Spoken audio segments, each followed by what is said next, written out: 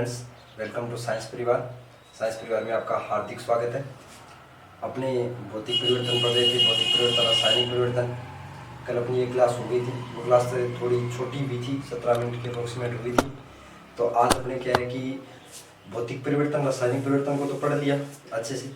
अब क्या है कि भौतिक परिवर्तन और रासायनिक परिवर्तन की एग्जाम्पल देखेंगे अपने, क्योंकि ज़्यादातर कोई भी चाहे कंपटीशन हो उसके अंदर एग्जाम्पल ज़्यादा पूछे जाते हैं। ठीक है, तो आपको एग्जाम्पल का पता होना चाहिए। जैसे मैंने कुछ एग्जाम्पल लिख रखे हैं ताकि मैं आपको अच्छे तरीके से बता सकूं। जैसे भौतिक परिवर्तन के अंदर देखो, कागज का फटना। कागज का फटना एक भौतिक परिवर्तन है। कैसे? कागज का फटना एक भौतिक परिवर्तन है। कैसे? देखो, कागज अगर फट जाता है, अगर कागज को फाड़ा जाता है तो कोई नया पदार्थ नहीं बनता, वो कागज ही रहता है। और दूसरा देखो, जैसे कांच का टूटना, मैंने आपको कल बताया था, कांच अगर टूट गया तो उसको कोई फैक्ट्री के अंदर वहां पे आप दोबारा रिसाइकिल कर सकते हो। ठीक है, उससे नया आपने कांच बना सकते हैं। तीसरा देखो, शुगर का पानी में घुलना। शुगर का पानी में घुलना, तो अगर आप शुगर को पानी में घोलोगे तो वापस आप शुगर प्राप्त कर सकते हो। ठीक है, ये बात नहीं है कि वो घुल गया उसके बाद आप अलग नहीं कर सकते। ठीक है, और दूसरी बात ये है कि कोई नया पदार्थ नहीं मिला। ठीक है, तो आगे देखो, लकड़ी को काटना। ये देखो भाई, तो देखो कईयों के दिमाग में ये आ सकता है, सर ये उत्क्रमणीय प्रक्रम तो नहीं है ना, लकड़ी को काटेंगे कैसे, वापस कैसे करेंगे? ठीक है, लेकिन आपको इसमें सिर्फ इतना ध्यान रखना है आपको ज्यादातर, कि कोई भी नया पदार्थ नहीं बनना चाहिए। देखो, अगर आपने लकड़ी को काटेंगे तो बताओ नया पदार्थ बनेगा क्या? बिल्कुल नहीं बनेगा। ठीक है, बर्फ का पिघलना, जैसे बर्फ रख दिया आपने, धूप में रख दी। ठीक है, तो किसी मान लो बीकर के अंदर कोई बर्फ रख दी, तो जब बर्फ पिघलेगी तो वो द्रव में यानी कि पानी में बदल जाएगी, लेकिन कोई नया पदार्थ नहीं बन के आएगा। ठीक है, और वापस अगर उस पानी को आप ठंडा करोगे, फ्रिज के अंदर ठंडा करोगे, तो वो क्या बन जाएगी? बर्फ बन जाएगी। तो बर्फ का जो पिघलना है वो भी क्या है? भौतिक परिवर्तन है। पानी का उबलना, जैसे अगर आपने पानी को उबाले तो पानी को उबालने पे भाप बनेगी। ठीक है, और भाप को अगर वापस ठंडा किया जाए तो क्या बन जाएगा? पानी बन जाएगा। तो पानी का उबलना क्या है साहब? एक भौतिक परिवर्तन है। ठीक है, इसी प्रकार बल्ब का जलना। ये देखो भाई, ये बढ़िया एग्जाम्पल, बल्ब का जलना। देखो, बल्ब अगर आप जलाओगे तो कोई नया पदार्थ थोड़ी ना बनता है। आप बल्ब को जला सकते हो और बटन से वापस क्या कर सकते हो? बुझा भी सकते हो। तो बल्ब का जो जलना है वो क्या है? भौतिक परिवर्तन है। इसी प्रकार देखो, रासायनिक परिवर्तन के अंदर देखो, ये बेस्ट एग्जाम्पल है, दूध से दही बनना। अगर एक बार दूध से दही बन गया तो वापस दही से अपने क्या नहीं बना सकते? दूध नहीं बना सकते, क्योंकि ये क्या है? स्थायी प्रक्रिया है। क्या है? स्थायी प्रक्रिया है। यानी कि मान लो ए यहाँ पे दूध है और इससे बी दही बन गया अपने पास। ठीक है, तो ए से बी बनने के बाद आप वापस बी अवस्था को ए अवस्था में नहीं ला सकते। मैंने कह दिया कि ये नहीं ला सकते, इसका मतलब क्या है? ये प्रक्रम क्या है? स्थायी प्रक्रम है। और स्थायी प्रक्रम रासायनिक परिवर्तन की क्या एकदम विशेषता है, मैंने कल आपको बताया था। लकड़ी का जलना, देखो जलना चाहे कोई भी आ जाए, अगर जलना शब्द आ गया तो उसका मतलब क्या है? वो रासायनिक परिवर्तन ही है, क्योंकि जलने के बाद कोई भी वस्तु अगर जल गई, ठीक है, तो उसको वापस नहीं लाया जा सकता और एक अलग ही पदार्थ बनता है, जैसे राख बनती है। ठीक है, लकड़ी को अगर आप जलाओगे तो राख बनती है, राख से आप वापस लकड़ी नहीं बना सकते। ठीक है, इसी प्रकार देखो, कुकिंग एन एग, अगर आप अंडे को उबाल लोगे या पका लोगे तो वापस आप अंडा नहीं बना सकते। अगर आपने अंडे से आमलेट तैयार कर ली तो आप वापस अंडा कैसे बनाओगे? बिल्कुल नहीं बनाओगे। तो देखो, कुकिंग एंड एग यानी कि अंडे का जो पकना है वो किसका एग्जाम्पल है? रासायनिक परिवर्तन का है भी। ठीक है, देखो, केले का काला होना, आपने कई बार देखा है कि दुकानों में कई बार क्या होते हैं कि केले कुछ लंबे समय तक पड़े रहने के बाद क्या होता है? कारण क्या हो जाता है? काला रंग हो जाता है। तो वापस ये बताओ भी कि वो केले साफ सुथरे केले में वापस आ सकते हैं क्या? नहीं आ सकते। तो इसलिए जो केले का जो काला होना है वो कैसा परिवर्तन है? रासायनिक परिवर्तन है। इसी प्रकार पटाखों का जलना, तो आपने देखो दीपावली के अंदर पटाखे जरूर जलाए होंगे। तो ये होता है कि आपने एक बार पटाखा जला लिया तो उसके बाद वो राख वगैरह से बनी उसको वापस समेटा, फिर पटाखा बनाया, फिर जला लिया, ऐसा नहीं होता। अगर एक बार आपने पटाखे जला लिए तो उसके बाद आपको नए लाने पड़ेंगे, वो पटाखे दोबारा काम नहीं आएंगे। तो पटाखों का जो जलना है वो क्या है? रासायनिक परिवर्तन है। इसी प्रकार देखो, लोहे पर जंग लगना, ये तो मैंने कल आपको बता ही दिया। ठीक है, और ये देखो भोजन का पचना, अगर अपने शरीर में एक बार भोजन पच गया तो उसके बाद क्या नहीं हो सकता भाई, दोबारा भोजन वो तैयार नहीं हो सकता, वो भोजन तो पच गया। ठीक है, अब देखो मैं रिपीट कर देता हूँ। भौतिक परिवर्तन के अंदर अपने कुछ एग्जाम्पल पढ़े हैं, जैसे कागज का फटना एक भौतिक परिवर्तन है, कांच का टूटना एक भौतिक परिवर्तन है, शुगर का पानी में घुलना भी एक भौतिक परिवर्तन है, लकड़ी को काटना भी एक भौतिक परिवर्तन है, बर्फ का पिघलना भी एक भौतिक परिवर्तन है, पानी का उबलना हो चाहे बर्फ का जलना हो, ये सभी किसके अंदर आते हैं, भौतिक परिवर्तन के अंदर आते हैं। इसी प्रकार दूध से दही बनने की ये जो प्रक्रिया है ये रासायनिक परिवर्तन के अंदर आती है। लकड़ी का जलना भी एक रासायनिक परिवर्तन है। कुकिंग एंड एग, अंडे का पकना भी एक रासायनिक अभिक्रिया है। केले का काला होना भी एक रासायनिक अभिक्रिया है। पटाखों का जलना, लोहे पर जंग लगना, भोजन का पचना भी एक रासायनिक अभिक्रिया है। तो इसलिए मैंने आपको देखो 5-6 एग्जाम्पल तो भौतिक परिवर्तन के बता दिए और 5-6 एग्जाम्पल अपने रासायनिक परिवर्तन के कर लिए। अगर आप कोई भी एग्जाम दे रहे हो तो इनमें से कई बार क्वेश्चन पूछ लिया जाता है, सीधा सीधा ये पूछ लेगा कि बताओ अंडे का पकना किस प्रकार का उदाहरण है, तो आपका आंसर क्या होगा, रासायनिक परिवर्तन। आपसे ये पूछ लेगा शुगर का पानी में घुलना किस प्रकार का उदाहरण है, तो आप क्या कहोगे, भौतिक परिवर्तन का उदाहरण है भाई। और इसी प्रकार कागज का फटना, तो ये से ज्यादा पूछे जाते हैं, क्योंकि आपके दिमाग में ये चलेगा कि कागज अगर फट गया तो वापस कैसे लगाएंगे। तो आपको एक बात ध्यान में रखनी है, मैंने आपको बताया है कि कागज के फटने से कोई नया पदार्थ नहीं बनता है, वह कागज ही रहता है। तो ये किसका उदाहरण हो गया, भौतिक परिवर्तन का उदाहरण हो गया। लकड़ी को अगर अपने काट देंगे तो लकड़ी ही रहती है, कोई अलग पदार्थ नहीं बन के आता है। तो लकड़ी का जो काटना है, लकड़ी को काटना भी कैसा उदाहरण है, भौतिक परिवर्तन का उदाहरण है। पानी का उबलना, अगर आप पानी को उबाल देते हो तो पानी को उबालने पर भाप ही बनेगी और भाप को वापस ठंडा करने पर पानी ही बन जाएगा। पानी को उबालने से कोई नया पदार्थ नहीं बनता। इसी प्रकार बल्ब को अपने जला सकते हैं, बल्ब को बुझा भी सकते हैं। तो बल्ब का जलना कोई स्थायी प्रक्रम नहीं है, ठीक है, यानी कि अस्थायी है। तो बल्ब का जलना क्या है, भौतिक परिवर्तन है।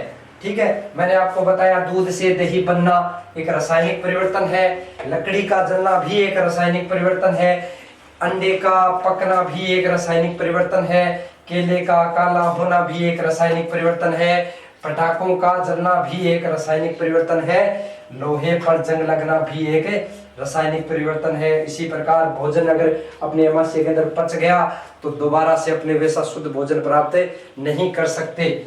ठीक है, तो अब अपने आगे बढ़ेंगे, अब अपने डिस्कस करेंगे जो प्रीवियस ईयर के अंदर जो जैसे एलडीसी और कई अन्य एग्जामों में जो क्वेश्चन पूछे गए हैं, भौतिक परिवर्तन रासायनिक परिवर्तन में किस प्रकार के प्रश्न पूछे जाते हैं, उस पर अपने डिस्कस करेंगे। ठीक है,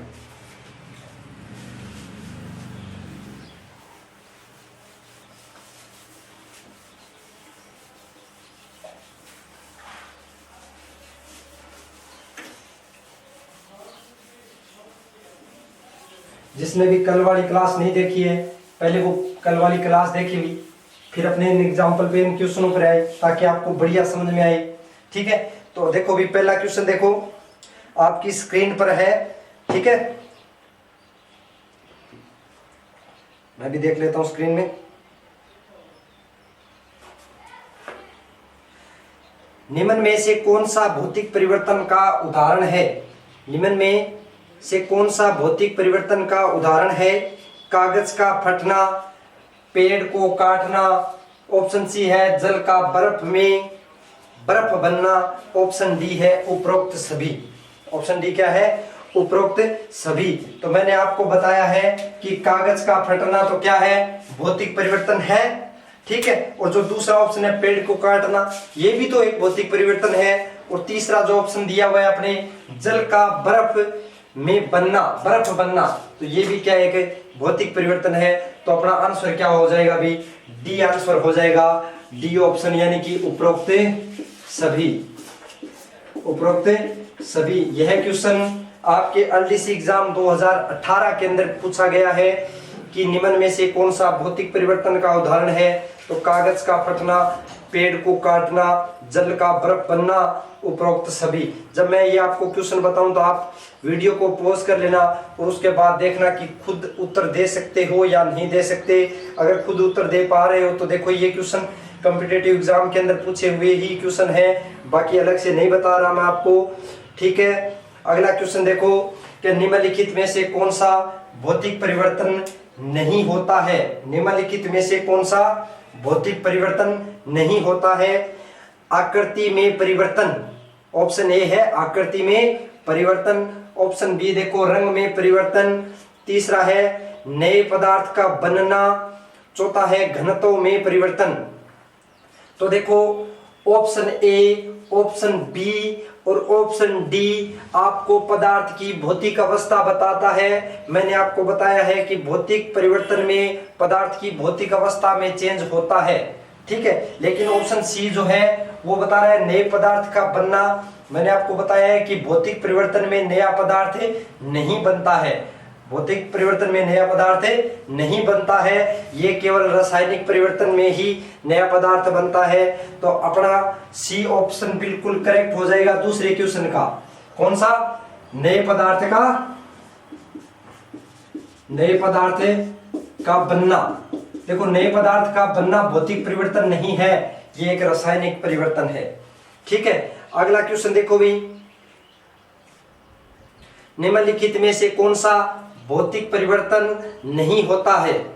पहला ऑप्शन देखो नमक का जल में विलय होना, नमक का जल में विलय होना। दूसरा ऑप्शन है जल का क्वथनांक पर वाष्प का बनना।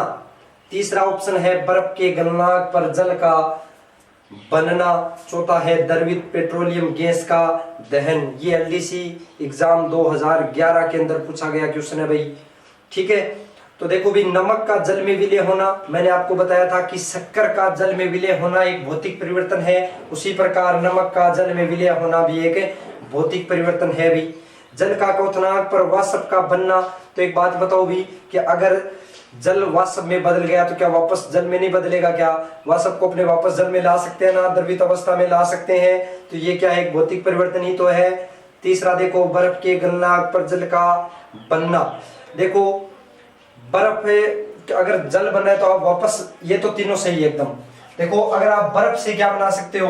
द्रव बना सकते हैं। द्रव को गर्म करने पर क्या बना सकते हो? भाप। इसी प्रकार भाप को अगर आप ठंडा करोगे तो द्रव बन जाएगा, और द्रव को और ज्यादा ठंडा करोगे तो वापस क्या बन जाएगा? बर्फ बन जाएगा भाई, ठीक है। तो चौथा ऑप्शन देखो द्रवित पेट्रोलियम गैस का दहन। ये देखो भाई, अगर आपने द्रवित पेट्रोलियम गैस, यानी कि आपने चाहे द्रवित पेट्रोलियम गैस हो, चाहे डीजल हो, चाहे पेट्रोल हो, उनका दहन एक बार उपयोग में ले लिया, उनको जला लिया, तो उसके बाद वापस प्राप्त नहीं कर सकते भाई। तो इस प्रकार जो आपका ऑप्शन डी है द्रवित पेट्रोलियम गैस का दहन, ये क्या हो जाएगा? सही हो जाएगा भाई, द्रवित पेट्रोलियम गैस का दहन। नेक्स्ट क्वेश्चन देखो भाई, नेक्स्ट क्वेश्चन आ रहा है आपकी स्क्रीन पे। निम्नलिखित में से कौन सा भौतिक परिवर्तन है? निम्नलिखित में से कौन सा भौतिक परिवर्तन है? तो इसका मतलब ये है कि ऐसा अगर क्वेश्चन पूछ रहा है तो उसमें 3 जो है वो रासायनिक परिवर्तन के होंगे और एक कौन सा होगा? भौतिक परिवर्तन। आपको ये छाड़ना है कि कौन सा भौतिक परिवर्तन का उदाहरण है, कौन सा रासायनिक परिवर्तन के उदाहरण है। देखो पहला ऑप्शन है रसोई गैस का जलना। दूसरा ऑप्शन है दूध का फट जाना। तीसरा ऑप्शन है जल में चीनी का घुलना। चौथा ऑप्शन है भोजन का पाचन। ये राजस्थान पुलिस कांस्टेबल 2005 के अंदर पूछा गया क्वेश्चन भी।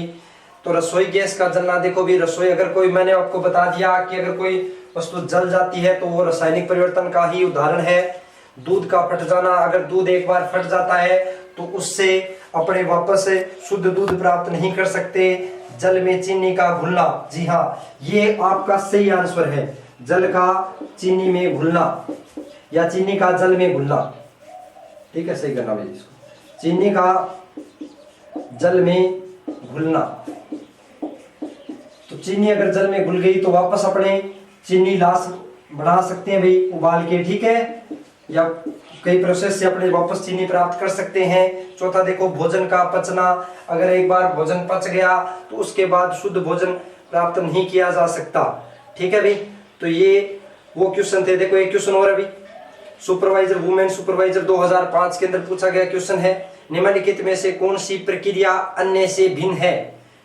निम्नलिखित में से कौन सी प्रक्रिया अन्य से भिन्न है? पहला ऑप्शन देखो बर्फ पिघलना, बर्फ पिघलना, ये कौन सा उदाहरण है भाई? भौतिक परिवर्तन का उदाहरण है। दूसरा देखो लोहे को जंग लगना या लोहे पर जंग लगना, तो ये क्यों, कौन सा परिवर्तन है? रासायनिक परिवर्तन है।